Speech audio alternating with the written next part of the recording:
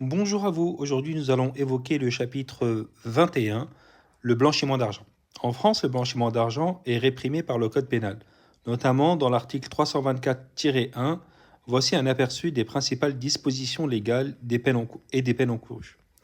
L'article 324-1 du Code pénal, le blanchiment d'argent, stipule que le blanchiment d'argent est constitué lorsqu'une personne dissimule l'origine illégale de biens ou de fonds provenant d'une activité criminelle en les transformant, en les transférant ou en les dissimulant pour les rendre légitimes.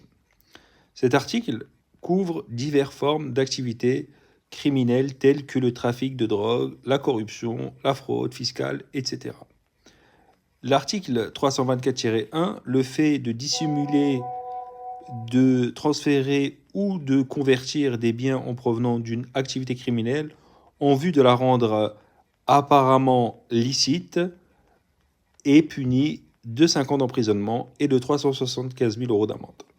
La peine encourue pour le blanchiment d'argent, la peine principale, donc jusqu'à 5 ans d'emprisonnement, l'amende jusqu'à 375 000 euros pour une personne physique. Les peines peuvent être renforcées si le blanchiment d'argent est commis par une personne morale, une société, avec des amendes pouvant atteindre jusqu'à 5 millions d'euros.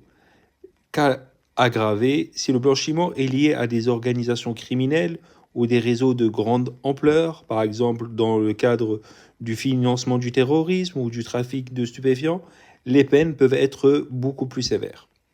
Les autres articles relatifs à l'article 324-2 du Code pénal, il punit les actes de blanchiment commis en bande organisée ou dans un cadre international. Et l'article 324-3 prévoit des peines pour des personnes qui facilitent le blanchiment d'argent, par exemple les banquiers ou avocats qui participent consciemment à ces processus. La législation européenne, en plus du droit national, la France est soumise à des directives européennes qui imposent des règles strictes pour la lutte contre le blanchiment d'argent et le financement du terrorisme, notamment la directive de l'Union européenne 2015/849 sur la prévention de l'utilisation du système financier à des fins de blanchiment d'argent ou de financement du terrorisme. Conclusion, le blanchiment d'argent est un crime grave et les autorités françaises luttent activement contre ce phénomène en imposant des sanctions sévères tant au niveau individuel que pour les entités impliquées.